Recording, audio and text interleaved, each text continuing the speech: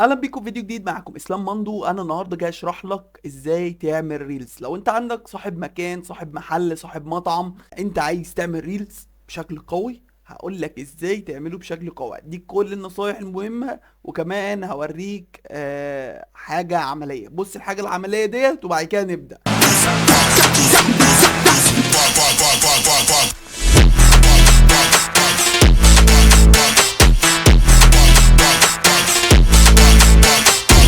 ده ريلز بسيط جدا لمكان كنت انا اللي رايح اصور وانا اللي بعمل مونتاج.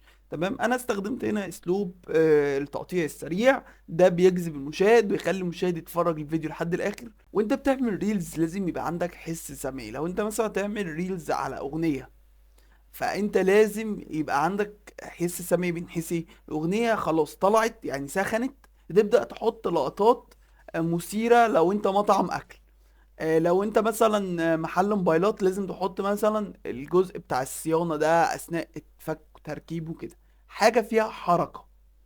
الاغنية مثلا لسه هادية، تحط حاجات على الهادي، لقطات هادية ما فيهاش ايه، فيهاش ضجة. يعني مثلا دخلة المحل اللي سكان اركود. عامة كمان وانت جاي تصور لازم تصور بالنهار. لما تيجي تصور المكان بتاعك لازم يا ريت يبقى بالنهار.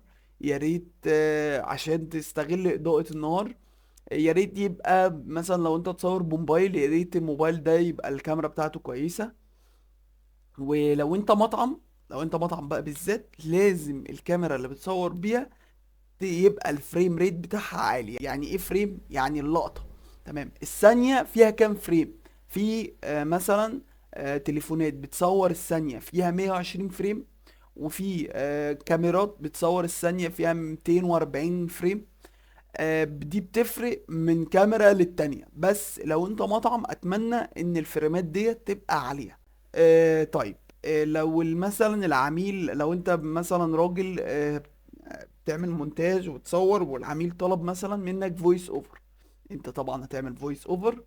وطبعا هيبقى فيه باك جراوند ميوزك في الباك جراوند.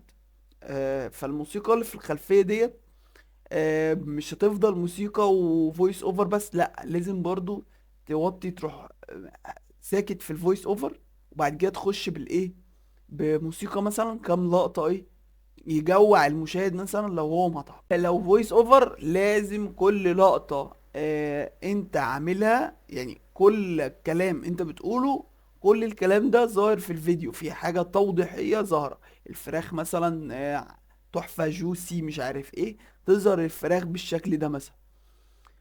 فالريلز كلها هي عايزة مهارات شخصية. الريلز بالذات تبقى عايزة مهارات شخصية اثناء ما انت بتعمل ريلز. ليه بقى انا بتعب في الريلز؟ الريلز لو انا ما تعبتش فيها او ما اجتهدتش فيها محدش هيشوفها. وانا محتاج الريلز من الحاجات اللي بتطلع بسرعة، عكس الفيديوهات التانية. لو انت بتنزل فيديو عادي هتلاقيه ما جابش مشاهدات قد الريلز. الريلز كل ما يكون حماسي، كل ما يكون جذاب والمشاهد يتفرج عليه من اول ثانية لاخر ثانية، كل ما يجيلك عليه فيوهات اكتر. بدل ما تدفع على الفيوهات ديت فلوس، لا، انت بتجيبها يعتبر ببلاش، بس بتبذل مجهود فيها.